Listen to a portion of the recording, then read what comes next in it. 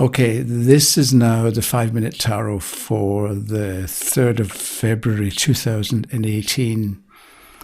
And I say the 5 Minute Tarot, but it's going to be a lot more than 5 minutes. And I think I like to do this in one take rather than divide it up into bits and pieces. And people say you shouldn't make videos more than 5 minutes because people can't handle it. If you find it's too long, you can always stop and come back. But the thing is, all of this is kind of variations in the same theme, and they kind of relate to each other. And that's partly why I want to put it all together in one. But also, if you make chopped up bits and pieces of video, and then you've got to spend ages putting it all together, and it's an awful lot less time consuming to just start and keep talking and then stop and then put it all together and upload it to YouTube. So this, the next one is probably going to be more obviously tarot related, but I think this is actually more related to the tarot than you might think. It's kind of a follow-up to the last video, and then it's sort of in 3 parts. I want to do a bit of a follow-up to the last video and then deal in a little bit of detail with a couple of comments that people asked. And I realized I forgot to look up what the name of one of the people, but I don't want to stop now and look it up, so you'll know who you are and it'll be explained. So if you think of the reader, when you're doing a reading for somebody or for yourself, if you think of you as the Hierophant, and what the Hierophant it does is he or she helps the questioner to do the next thing, or to get to the next step, or to get to the next stage of development, whatever it happens to be. But questioners, I think with the tarot, they're often looking for extra information or hidden information. That maybe they asked the same kind of questions to friends and family and they got a certain amount of information back, but there was something missing. And I think in a lot of cases, questioners are looking for the missing ingredient, and they're thinking that, and they're right, that the tarot can provide this missing ingredient. So I think if the reader is like the Hierophant and is going to assist the questioner to make an important step or to move to the next important milestone, whatever it happens to be. I'm trying to avoid using the word get to the next level, mainly because I can't stand that expression. But anyway, if the reader can be aware of or know the difference between reality and illusion, we can do better readings. And this is partly about, one is unity and reality, and 2 is the reflection of reality.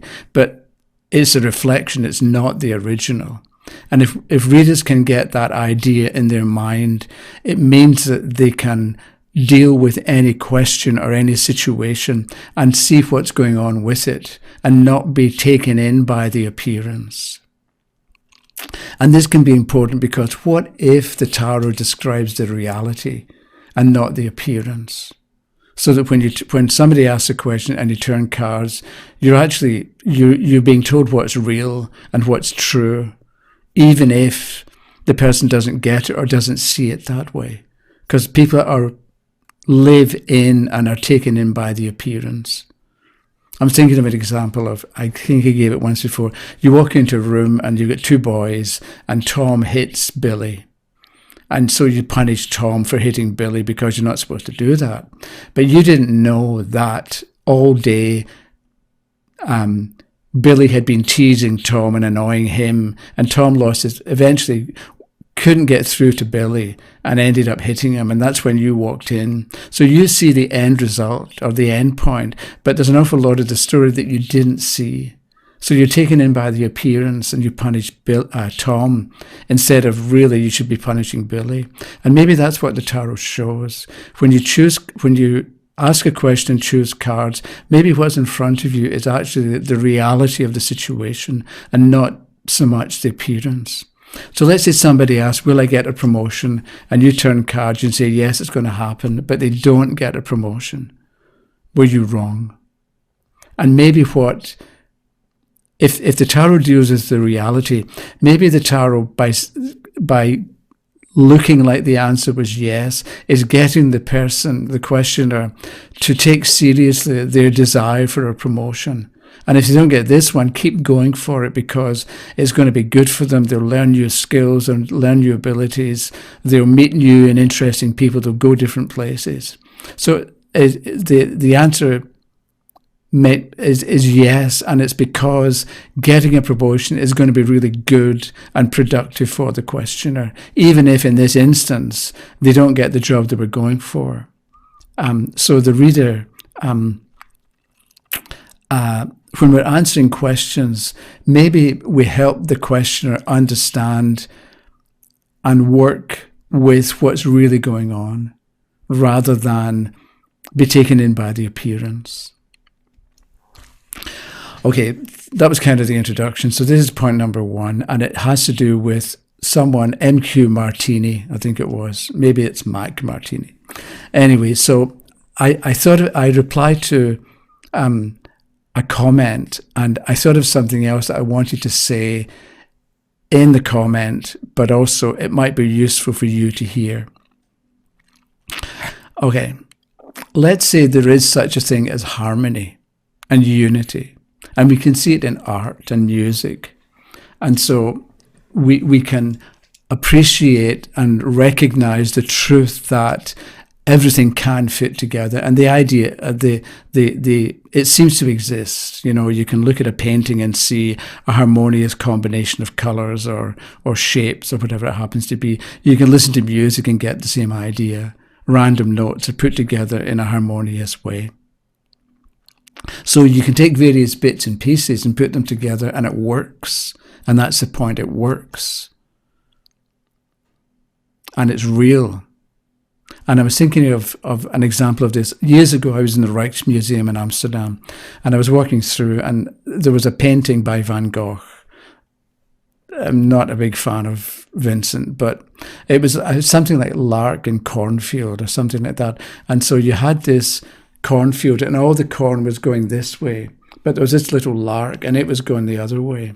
And so the lark's position, even though the direction of the painting was going this way, the lark was going that way, and it balanced out totally. Even though it was a tiny little bird and it was an awful lot of corn, it worked. And it's really quite a good painting, I think, mainly because of how it worked. So it's a bit like looking at that painting, you can get the idea there is such a thing as harmony. And if there is harmony, it has to be harmonious and not contain disruption. Because MQ had asked about, or had spoken about, how when you're sick or ill or in distress, it's real and there are consequences of it. And so how does that tie in with unity? So if there is unity and harmony, then it has to be binding and loving and harmonious, and things have to fit together. There is no room in harmony and in unity for decay and death and destruction. They don't, or they can't exist within a state of harmony. Otherwise, there would be change, or it would break up, so it wouldn't be harmonious anymore. So the idea of unity is it contains everything. And if it becomes aware of itself, then there can't be anything outside of unity, because unity is everything. There can't be anything outside. All there can be is the reflection of the unity. And then it can become aware of itself. But this creating or producing a reflection means that unity itself is creative, and it has power to do or to become or to make or to express or something. It's got power to do. It has power, but the reflection, it doesn't have any power, because unity is real and the reflection is the reflection and isn't real the same way that the original is real. So the example I think I gave before was you can take a rose stem with a thorn, and you can actually pick it up the wrong way and cut yourself with the actual rose stem. But if you run your hand over the same thorn in the mirror, in the reflection, it's not going to cut you. So the original has power to do or to have an effect, but what's in the reflection, what's in the mirror, doesn't have any power to do anything. It just is. I mean, it's there, and it looks like it can harm you, but it can't. So if decay and sickness can't exist in the original harmony, it exists or seems to exist in the reflection as a mirror image, but it has no power. So does MQ talked about the reality of pain and suffering and the consequences, but if what's in the mirror, what's in the reflection has no power except for what we give it because we believe in it, what's really going on? If there's reality is within unity and it's harmonious, and what we see in the reflection is just a reflection that has no creative power, then we have to wonder what actually is disease and decay, and does it have any reality apart from what we give it by believing in it? Can it cause us harm? Does it actually have consequences? And I would like to say to MQ, because disease and decay exist only in the reflection, they don't have power. So there are no consequences. There seem to be consequences. And yes, people get sick and they take something and they get better. Although I was reminded of something this fellow Phil in Australia told me. And he said, if you take, so you've got this problem, if you take this, it'll be finished in 14 days. If you don't take anything, it'll be over in 2 weeks. Which kind of sums up a lot of what goes on with medication. So MQ talked about the reality of disease, but if we start with the idea of harmony and unity, then that's real, but the reflection isn't, and it has no power. And I wanted to mention as well that if we remember that medicine, like all science, is a best guess. It seems to be real and true, but all it is a best guess, because it's based on what we know so far. The scientists would tell you, we think this is what's going on, but when we discover more, or when we discover something else, then our view or our treatment is going to change to be more up to date. So what we do nowadays is a best guess, but it may not be reality, and we may have to change it. And so a lot of what we have as a foundation for medicine nowadays developed from the scientific revolution in the 16th and 17th centuries. So people discovered the circulation of the blood and so on. There were other medical discoveries, and they needed some way of describing it. And what they did was they used a metaphor. So they used something that people already understood to explain or describe something else that they weren't maybe that familiar with. And what it was a military metaphor.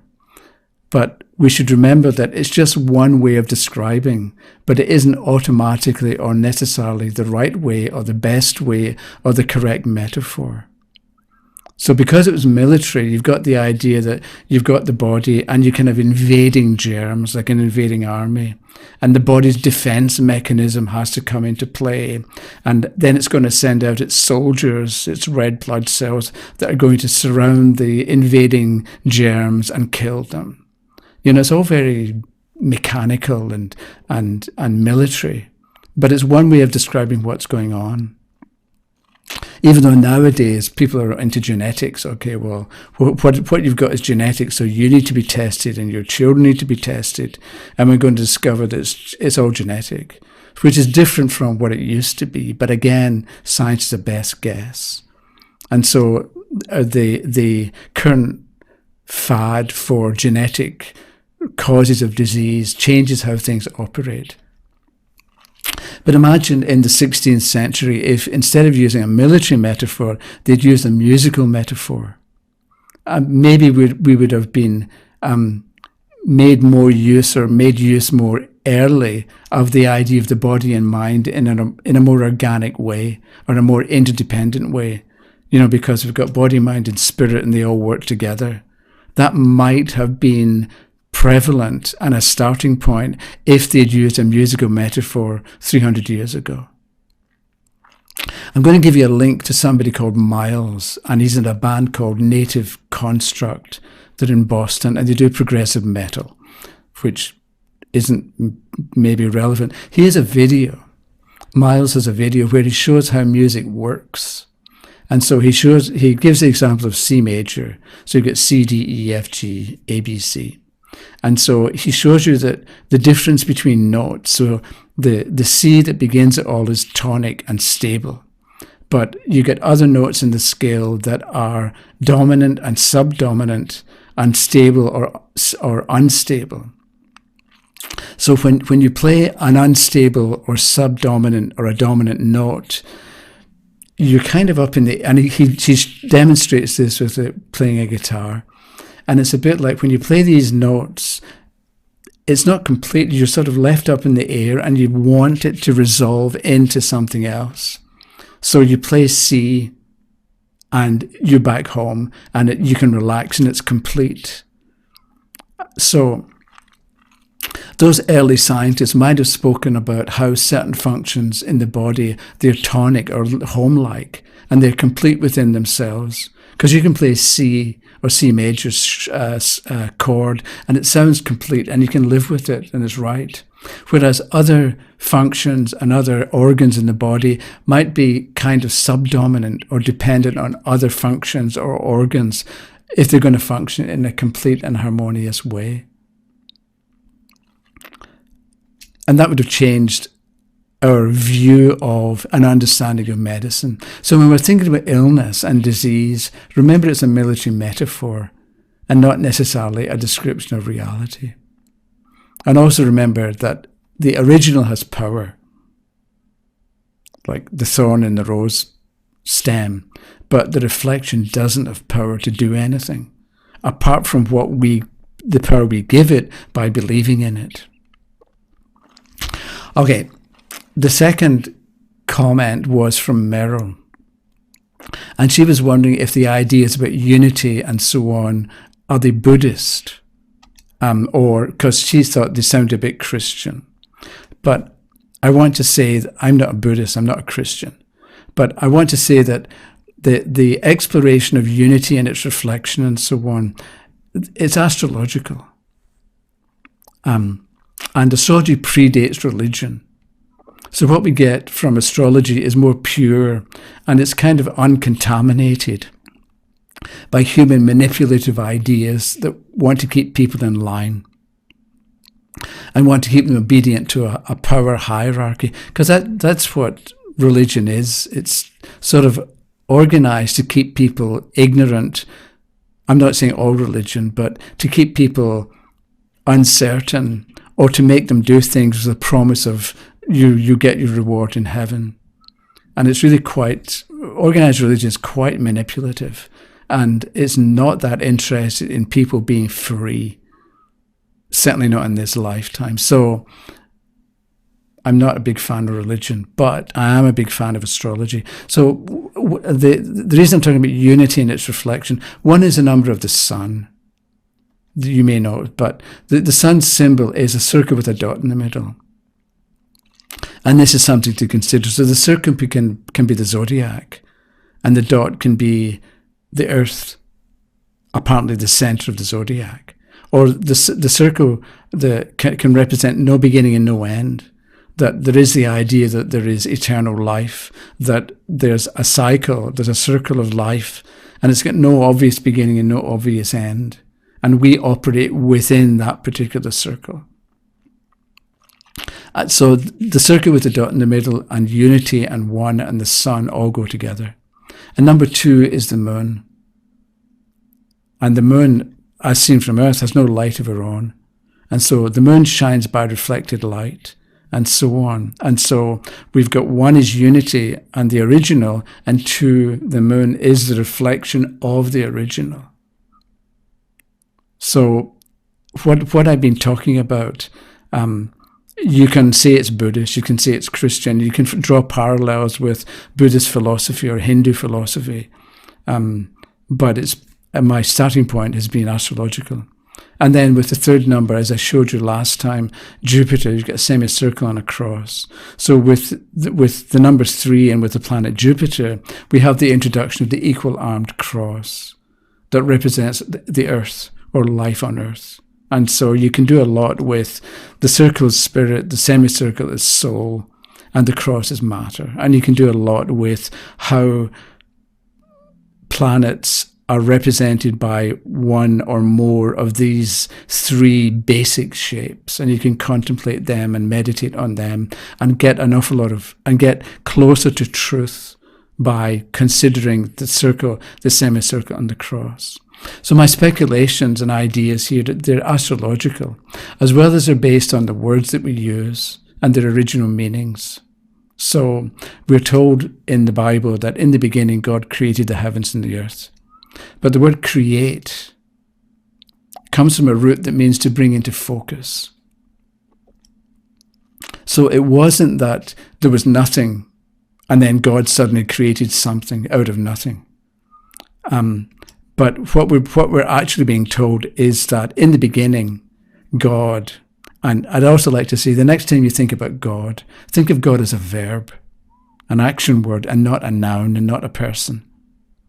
Okay, so God brought into focus the heavens and the earth.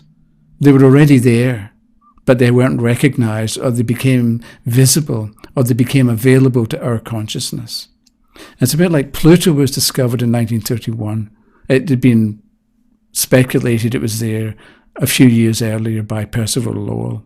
But let's say you go back to 1831, Pluto was still up there, right, and doing what it was doing and circling the Earth, or circling the Sun rather, orbiting the Sun. But we didn't know about it, or at least it was not generally known. I'm sure some people knew about it. So Pluto in 1831, did it exist? Or did it, or could it have an impact in human life if it wasn't part of human consciousness? And that's the point I'd like to make. So I mentioned at the beginning about the reader as a hierophant. People come to the tarot for extra information, or for a different kind of information than they can get from friends and family and experts. And they think of it too, a lot of people come to the tarot as a last resort. They've got questions. They've tried to get answers from elsewhere, and they haven't got what satisfied them. Maybe because they want to hear what they want to hear, and people kept saying no, and they want somebody to tell them yes. But that's okay, you're allowed to do that. But a lot of people come to the tarot as a last resort. You know, they found that they're not getting good enough answers, or not getting a clear answer. So they're coming to the tarot when all else has failed. And I'm thinking that if we're going to help them, people in a situation like that, or if we're going to be able to give them more information, then it's probably a good idea to think about what's real and what's reality and what's the reflection and the appearance. And that, I think, is the value of and the reason for considering one is unity, and understand the nature of unity. It's whole, it's complete, it's loving, it's binding. There's no place for decay, there's no place for change, because otherwise it wouldn't have been complete to begin with. So we've got that going on, but we've also got the reflection, we've got the appearance, which seems to be real, but isn't the same as the original. It's the reflection. And it's a good idea to, if readers can help question us to distinguish between what's real and what only appears to be real, then we can do them a service, and we can also help them to make better decisions and to live better and not get confused. Okay, that was quite long. Thanks for watching. Ideally, you made it to the end, and I'll talk to you in a couple of days. Okay? Thanks a lot. Bye-bye.